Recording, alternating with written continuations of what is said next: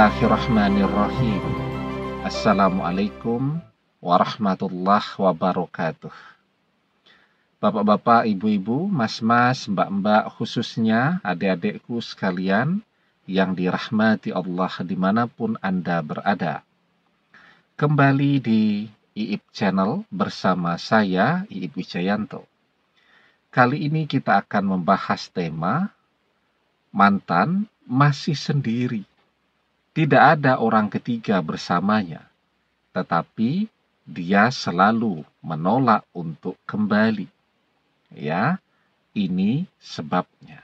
Nah, jadi ya, kita akan bisa tahu mantan ini sekarang sudah mencari pengganti kita, sudah menemukan orang lain sebagai pengganti kita, ataukah dia masih sendiri, atau bisa juga sudah menemukan pengganti, tetapi pengganti ini sudah bersama dia sejak si mantan ini masih bersama kita, atau orang ketiga ya, sudah selingkuh duluan. Kita bisa tahu ya.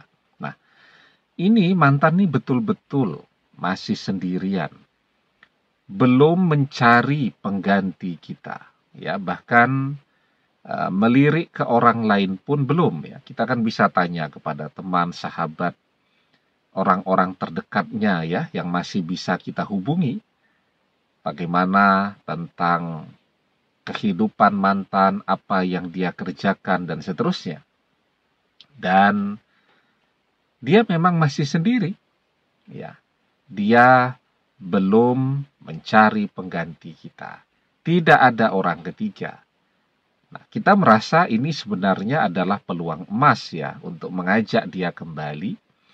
Tapi ternyata ketika kita ajak untuk kembali, dia selalu menolak kita. Ya. Nah, sebenarnya kenapa demikian dan apa yang harus kita lakukan?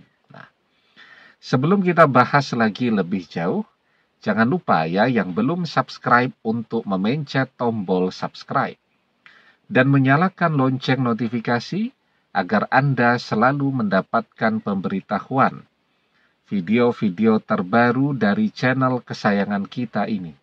Dengan subscribe, doa-doa kita selalu terhubung sehingga kita selalu bisa berdoa bersama-sama ya. Nah, jadi ya, kenapa mantan selalu menolak kita, padahal dia juga masih sendiri? Kan daripada sendiri, lebih enak, lebih bahagia bersama lagi. Ya, itu kan menurut kita ya. Menurut mantan belum tentu demikian. Karena bisa jadi dia merasa ketika bersama kita, dia tidak mendapatkan ruang yang bebas ya. Untuk bisa bergerak ya, untuk bisa bekerja, untuk mengembangkan kreativitas yang ada pada dirinya. Karena selama bersama kita, misal semuanya tidak boleh. Ya, ini kita larang, itu kita larang ya. Itu tidak boleh dan seterusnya. Nah, jadi ya, sekarang yang paling penting kita lakukan adalah kita memahami dulu apa yang sesungguhnya sedang si mantan ini rasakan ya. Ketika dia menolak kita, ya, artinya dia sedang tidak menginginkan kita. Itu harus kita hargai. Ya. Dia tidak hanya tidak menginginkan kita, dia juga tidak menginginkan yang lain ya. Mungkin karena merasa ketika dia sedang memiliki pendamping semuanya jadi repot ya. Nah, jadi dia sekarang sedang senang-senangnya menikmati kebebasannya. Mau kemana saja tidak ada yang melarang. Ya bebas saja. Ya dia bisa memutuskan apapun yang dia inginkan. Ya, dia bisa memilih apapun yang dia sukai. Nah, itu yang terjadi dalam hidupnya. Dan sekuat apapun pada saat ini kita berusaha atau kita memaksa untuk kembali bersama dia, ya tentu akan ditolak terus. Karena apa? Karena dia sedang tidak menginginkan kita, ya. Di video short, ya, saya sampaikan sedikit tuh. Contohnya, ya, kita sendiri pernah merasakan. Ada orang nih, misal saya, ya, ada cewek naksir saya misalnya. Saya tidak menyukai dia. Ya, dulu zaman-zaman masih muda tuh sering tuh begitu. Ya, saat masih SMA, saat masih kuliah S1 tuh ya. Ada teman wanita menyukai saya, naksir saya, tergila-gila. Ya. Tapi saya tidak menyukai dia. Apa yang saya rasakan? Ya, saya jadi mangkel, ya. Saya merasa terganggu, ya.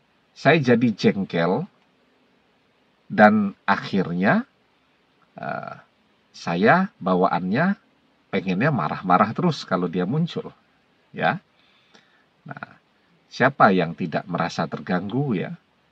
Dia datang kemanapun, dan itu tidak kemudian membuat rasa cinta di dalam hati jadi tumbuh, ya. Malah yang muncul kemudian rasa enek tuh kalau melihat dia, ya. Nah, mungkin kita semua pernah merasakan hal yang demikian, ya. Ada orang yang mencintai kita, ya, tergila-gila kepada kita, sangat menyukai kita, terobsesi kepada kita, tapi kita sama sekali tidak menyukai dia. Dia berusaha terus untuk mendekati kita. Yang kita rasakan bukan jatuh cinta, tapi kita justru jadi enek kepada dia. Nah, semua orang, hampir semua orang pernah merasakan yang demikian. Disukai oleh orang yang tidak dia sukai. Dicintai oleh orang yang tidak dia inginkan. Nah, kira-kira mantan seperti itu pada saat ini, dia sedang tidak menginginkan kita, dan kita memaksa untuk kembali kepada dia. Ya, yang terjadi apa? Yang terjadi dia tambah menjauh. Bukannya jatuh cinta kembali, dia justru jadi tambah membenci kita. Ya. Nah, atau contoh lain, ya. Misal kita memakan sesuatu, ya. Misal apa, ya, yang paling populer itu makanan burger lah, ya, yang semuanya tahu. Tapi tiap hari kita makan, lambat laun jadi bosan, jadi jenuh, ya. Kita pengen merasakan makanan yang lain, ya, makan rendang, makan sayur asem, kemudian lain-lain. Kita pengennya itu. Makan burger tiap hari jadi bosan. Saat sedang bosan-bosannya sama burger, kita ditawari makan burger, ya tentu kita menolak, ya. Nah, mantan juga seperti itu. Dia sedang bosan-bosannya kepada kita, sedang jenuh-jenuhnya kepada kita, maka apapun, ya, yang kita lakukan untuk mendekati dia kembali, pasti akan dia tolak. Nah, karena itu, ya, memang menghadapi seseorang, ya, yang sedang tidak menginginkan kita, itu dibutuhkan kesabaran yang lebih. Tetapi kita menunggu, kan kita tidak diam saja. Memang kita menjauh dulu dari mantan yang sedang tidak menginginkan kita. Karena buat apa? Kita dekati, ya, dia jadi tambah benci. Kita datang ke rumahnya, kita yang diusir. Ya, kita telepon, nomor telepon kita diblokir. Jadi, sekarang kita berusaha mendekati dia, juga mubazir, ya. Maka kita menjauh dulu. Memberikan kesempatan kepada mantan untuk menenangkan diri, menjernihkan pikiran dan hatinya. Nah, ketika hati dan pikirannya jernih kembali, ya, dan waktu, itu akan memberikan kesempatan kepada dia untuk merindukan kita kembali, merasa membutuhkan kita. Ya, saya sering mengulang-ulang tuh, bagaimana mantan mau merindukan kita, jika kita muncul setiap hari di rumahnya, di tempat kerjanya, di teleponnya, dan seterusnya. Dia tidak akan pernah merindukan kita, tetapi ketika kita memberikan jarak, disitulah rasa rindu itu akan mulai muncul kembali. Nah, kita menjauh, tetapi kan kita tidak diam saja. Kita tetap berdoa agar hatinya terbuka kembali. Ya, dan sebesar apapun kebencian di hati mantan ya kepada kita, ketika kita terus berdoa agar dia kembali mencintai kita, agar dia kembali kepada kita, dan yang paling penting, agar dia menjadi jodoh kita, maka mantan akan kembali sebagai jodoh terbaik dalam hidup kita. Terus berdoa. Maka di dalam sebuah hadis kita diajarkan, la yaruddul qada'a illa du'a. Tidak ada yang dapat menolak takdir kecuali doa.